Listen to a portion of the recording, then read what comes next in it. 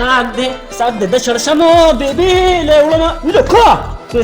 د خدای مسلمان له څه مرض مې زم او راځم بیبي مې ساق وړه او چې راځم د مشتاق او اجازه دې وړي نن خو ویله مو کړه هم پکې ګرځه ووم څه به ویله وشو کوه ویلو کو پالک ساق هم دی دا به ډېري ځینې اوس چېرته راشي ده خو ټول سا خراب کو زمه چې نیکانو ته ووایم السلام علیکم ماما تاسو غوښتل چې نه چیز کې هغه زیاده باندې هغه لغون ساګو شو په پس کې ورته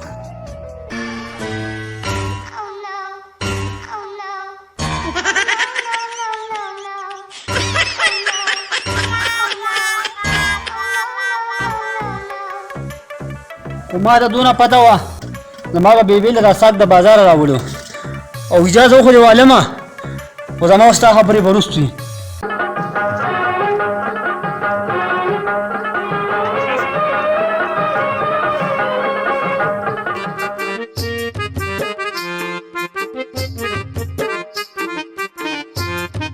اوس خو ایله ماته د خبرو موکه جوړه شوه ځم چې مالګه مرچکې پې واچوم چې پته یې ولګي نیکا سار مې په پټي کې یو جینۍ ولیده ډېره زبردسته پیغله ده نیکا زمونږ خو په نصیب کې څه نشته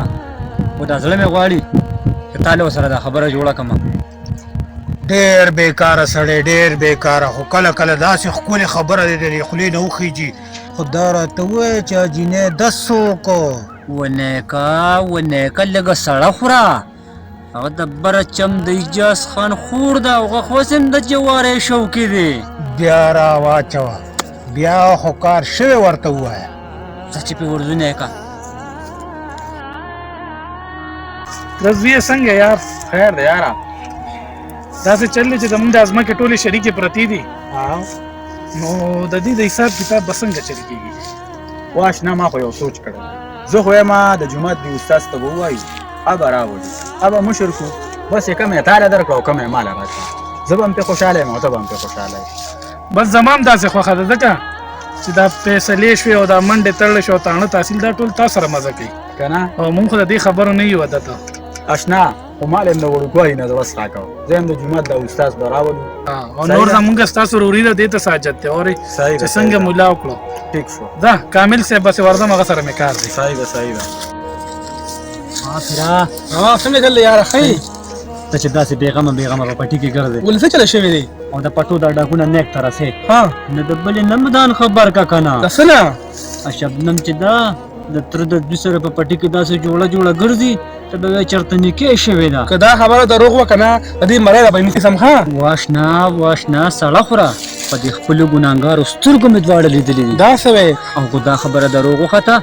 نه راشه زه درته پړ یم لاړه مخان پسې السلام علیکم خان وعلیکم سلام کامل زما دا وړه خوله او غټه خبره زه خو مې وایي چې نیک وم درته وکامله اشنا ته زما ورور یې دا څه پالي بیتې کې خبرې کوې پاکه خبره کوه مړه غوږ را نږدې که خانو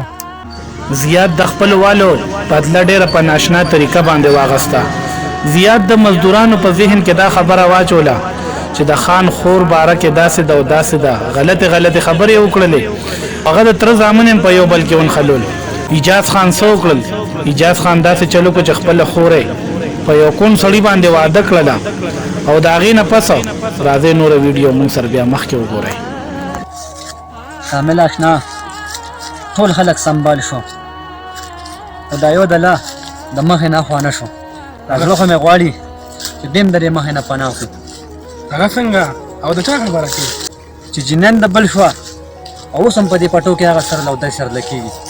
دا زړه مې غواړي چې دا کیسه ورله ختمه کړي سړیه د تره هغه لور دې مو واده شوه او ته بیا هم په دې پټو کې هغه سره لودی سرله کېږي ستا نه غټ ډله بل نشته تا واله مړه دا تماچه او لاړ شه د تره د هغې زوی نه دې غیرت وکړي او ډس دې پورته کړه چې دا کیسې ختمه شي دا خبره تا زما د خواخوږي دپاره وکړه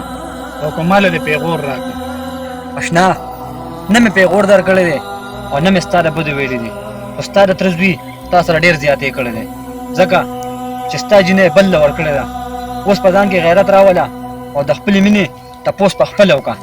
زما خو فرض و او درته مې ووي نور کار ستا دی اشنا